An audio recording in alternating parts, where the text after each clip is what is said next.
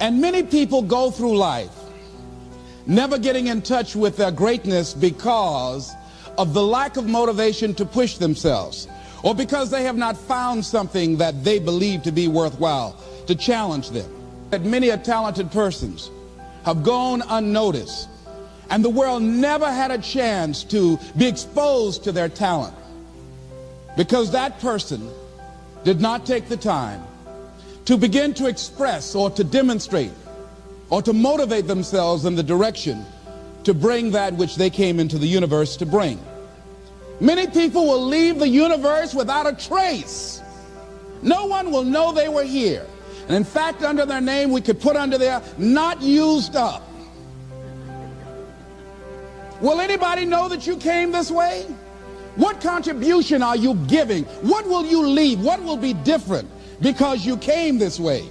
That life is our gift to us, that God has given us, and how we live our lives is our gift to God. What kind of gift are you formulating?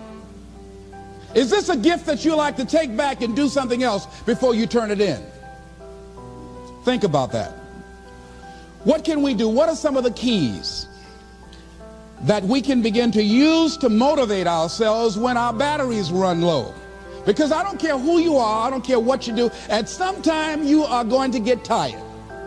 At some time you're going to get in a rut. Seem like nothing you do works out right. And sometimes it just seems like you just don't have the wherewithal or the will to do anything. That sometimes you act like you're punch drunk. You're just wading through life, just doing time day in and day out, looking at non-discriminatory television, anything that's on, just looking. And depressed, feeling powerless, feeling useless, and bored.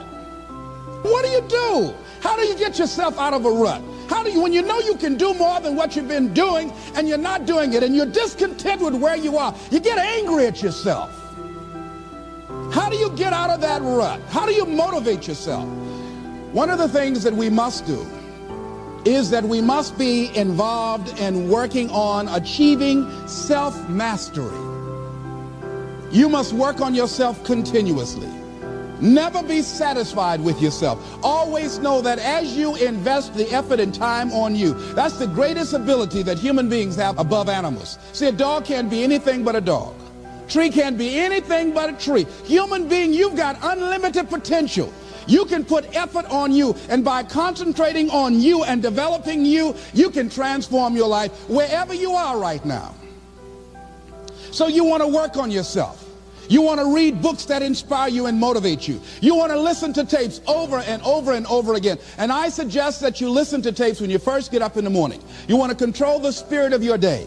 When you first wake up in the morning, your mind is operating at 10.5 wave cycles per second. That's when the subconscious mind is most impressionable. Whatever you hear in the first 20 minutes when you wake up, that will affect the spirit of your day. When you listen to tapes, listen with relaxed belief, believing that this can happen for you. And by listening to them, listen to them over and over and over again, and you will get a breakthrough. You can listen to the same tape for months, and all of a sudden you hear something you never heard before. It have a special meaning for you. Or read the same book over again, and you find some special insight. You said, I can't believe I didn't see that the first time.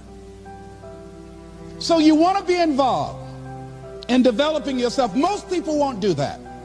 Most people won't take that kind of effort and invest that kind of energy in themselves, because they will fall prey to that conversation within. Oh, don't do that. You don't have time. You're too busy. You're too caught up in the rat race.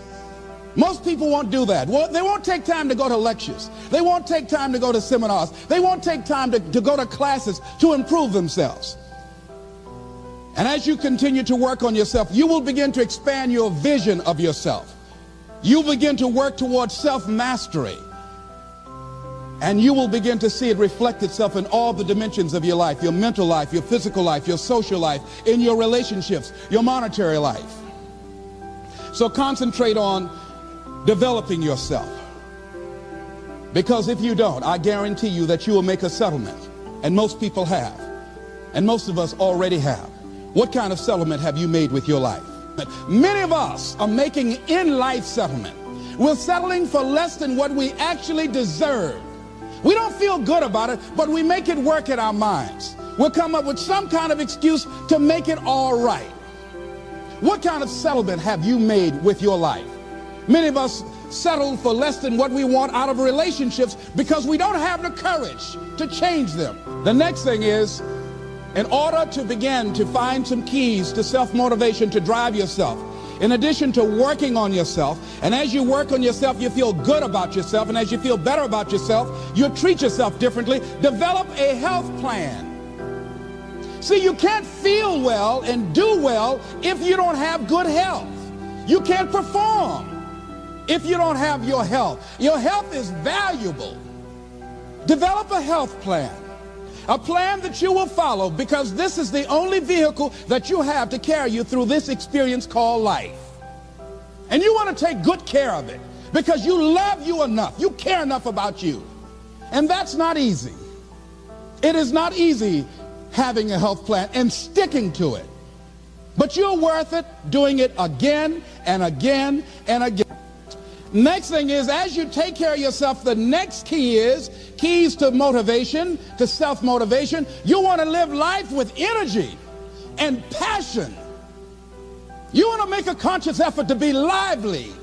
See, in life, you either saying hello or goodbye. You either on the way or in the way. You want to be happy. You got a lot to be thankful for.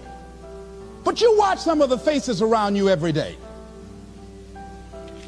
And I tell you, some of these faces, they will put you in a depressed state of mind.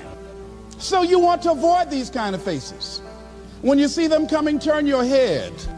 The things that you say to yourself, you want to watch them, and in watching them, you want to take charge. So you've got to learn to stand up to yourself inside yourself and short circuit, override that conversation that's always going on. 85% of what that conversation will tell you is negative.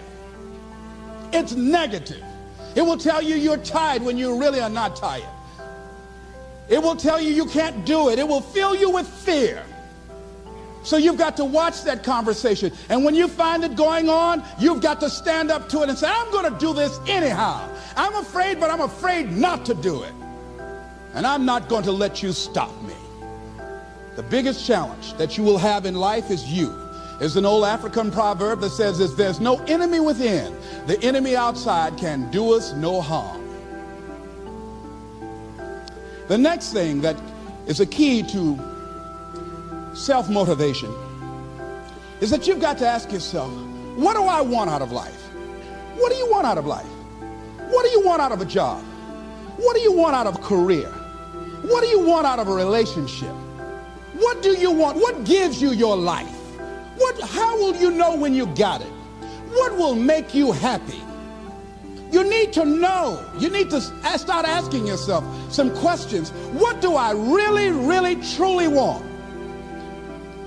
You need to be exact about that. Don't be vague. Oh, I just want to be happy. That's too vague. What will make you happy? How will you know when you got it?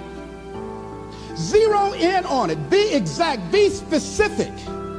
And as you do that, that will stimulate that superconscious mind, or the reticular activating system of your mind, that will begin to find those things, to identify with it. And once you begin to determine that which you want, take the time to write it down.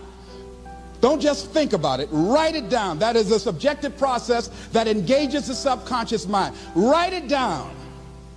Once you write it down, read it 3 times a day, morning, noon, and night. Why is that important? Because what it will do, it will cause you to focus. It will cause you to concentrate.